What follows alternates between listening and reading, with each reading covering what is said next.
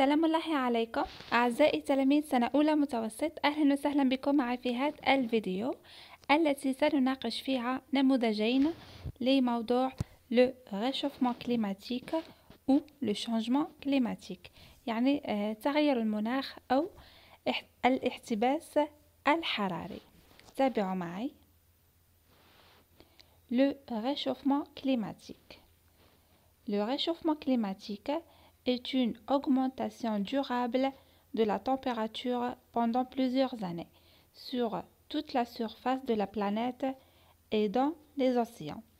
يعني الاحتباس الحراري أو التغير المناخي هو ارتفاع درجة الحرارة يعني لعدة سنوات، يعني pendant plusieurs années فوق كل سطح الكرة الأرضية وفي المحيطات. Ce phénomène causé par la pollution de l'air et l'augmentation des gaz à effet de serre a des conséquences graves. يعني هذه الظاهرة سببها هو تلوث الهواء وارتفاع نسبة الغازات مما أدى إلى نتائج خطيرة.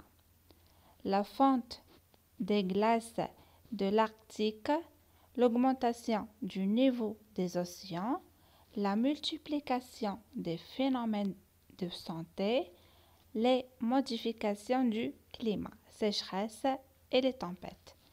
يعني من هذه النتائج الخطيرة هي ذوبان الجليد في القطبين، كذلك ارتفاع مستوى المحيطات، وكذلك زيادة مشاكل أو زيادة المشاكل الصحية، وكذلك تغيرات المناخ مثل الجفاف والأعاصير والعواصف.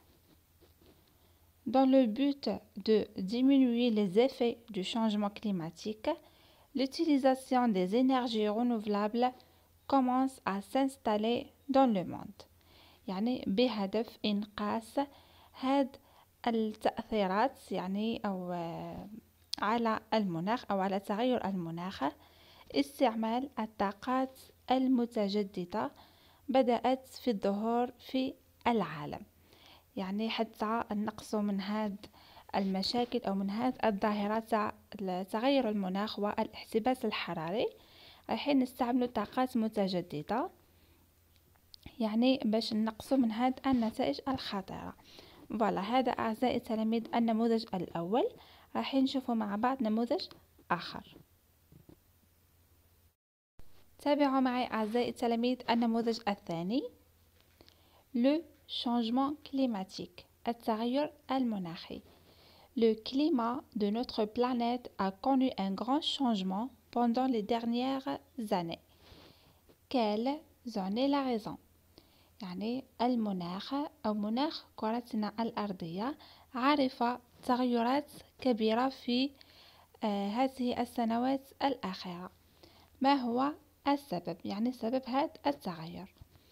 Le changement climatique, autrement dit le réchauffement planétaire, est un phénomène d'augmentation des températures moyennes des océans et de l'atmosphère au niveau planétaire. يعني التغير المناخي بعبارة أخرى هو الاحتباس الحراري في الكرة الأرضية، هو ظاهرة ارتفاع درجات الحرارة يعني معدل درجات الحرارة للمحيطات والغلاف الجوي في الكرة الأرضية. Certaines activités humaines qui provoquent la pollution de l'air comme l'industrie et le transport sont les principales causes du dérèglement du climat. يعني بعض النشاطات البشرية التي تسبب تلوث الهواء مثل الصناعة والنقل هي من الأسباب الرئيسية في تغير المناخ. نواصل هنا أعزائي التلاميذ. Ce phénomène peut avoir de graves conséquences. Il se manifeste principalement à travers l'élévation du niveau des mers, la fonte de la banquise arctique, les tornades, les inondations et les sécheresses. يعني هذه الظاهرة يمكن أن تكون لها نتائج وخيمة أو نتائج خطيرة، وهي تظهر بشكل عام من خلال ارتفاع مستوى البحار، ذوبان الجليد في القطبين، الأعاصير، الفيضانات والجفاف.